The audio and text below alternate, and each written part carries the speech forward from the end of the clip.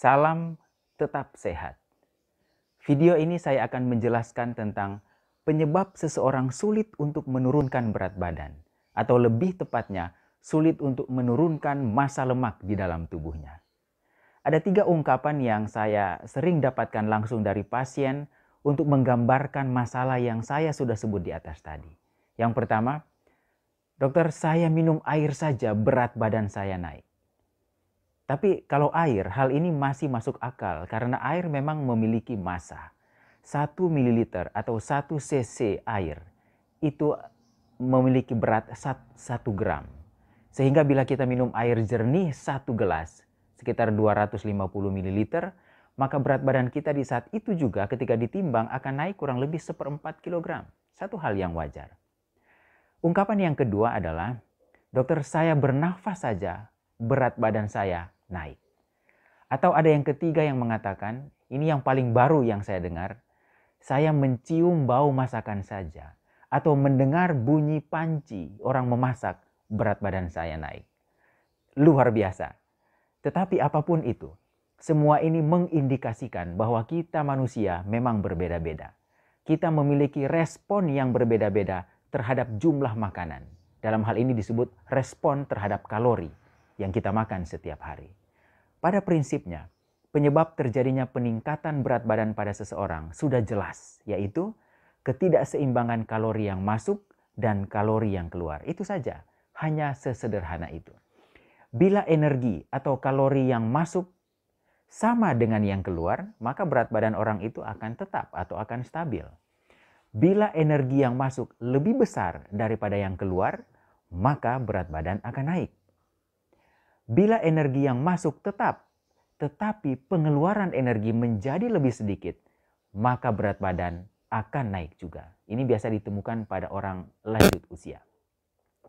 Apabila energi yang masuk besar dan yang keluar menjadi lebih kecil, maka berat badan pasti akan meningkat. Nah, pertanyaannya, mengapa ada orang yang merasa bahwa sudah makan sedikit tetapi berat badan tetap naik? Sebenarnya definisi makan sedikit ini sangat bersifat relatif. Yang terbaik apabila jumlah makanan dapat diukur.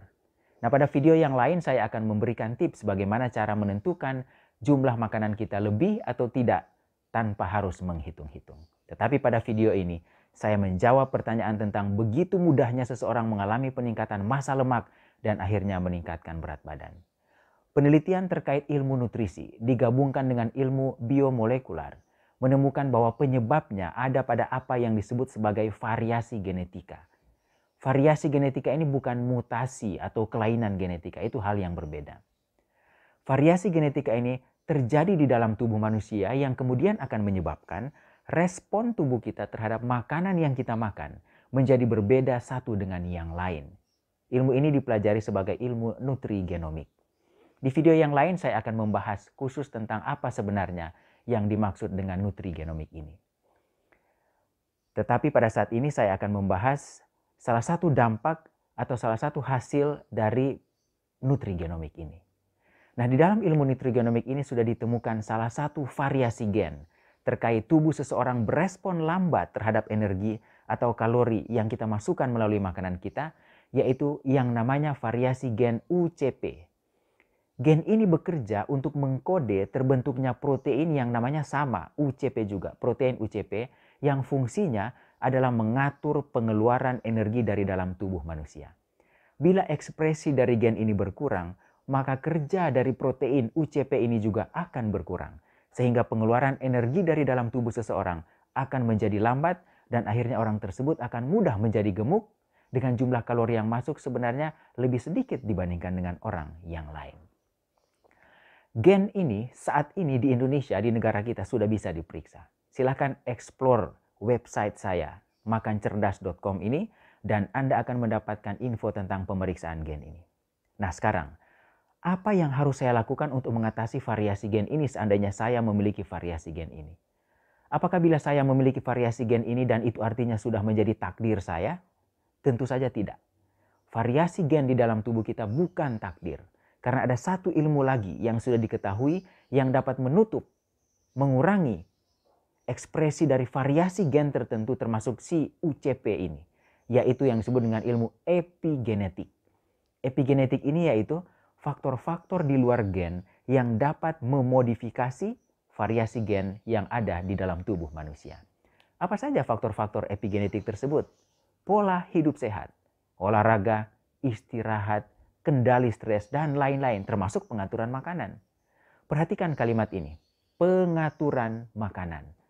Kata pengaturan memiliki makna yang sangat penting, karena di ilmu nutrisi sebenarnya bukan masalah boleh atau tidak, pantang atau tidak, sehat atau tidak, tetapi bagaimana makanan-makanan yang kita makan setiap hari diatur sedemikian rupa, sehingga mampu memenuhi semua kebutuhan vitamin, mineral, dan fitokimia tanpa menyebabkan kekurangan atau kelebihan kalori. Bagi teman-teman yang memiliki variasi gen UCP ini, maka tipsnya adalah memang harus membiasakan diri untuk mengonsumsi kalori lebih rendah dibandingkan orang lain. Tapi di sisi yang lain harus cukup vitamin, mineral, dan antioksidan. Bagaimana caranya? Kurangi. Perhatikan, kurangi. Saya tidak menyebutkan hilangkan atau hindari.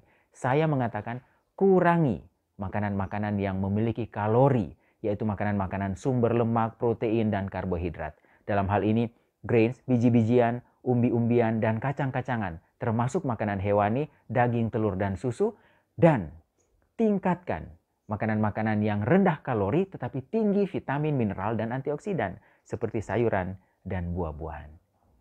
Video berikutnya saya akan menyampaikan tips sederhana untuk pengaturan masalah ini. Pastikan Anda tetap sehat. Ayo, makan cerdas.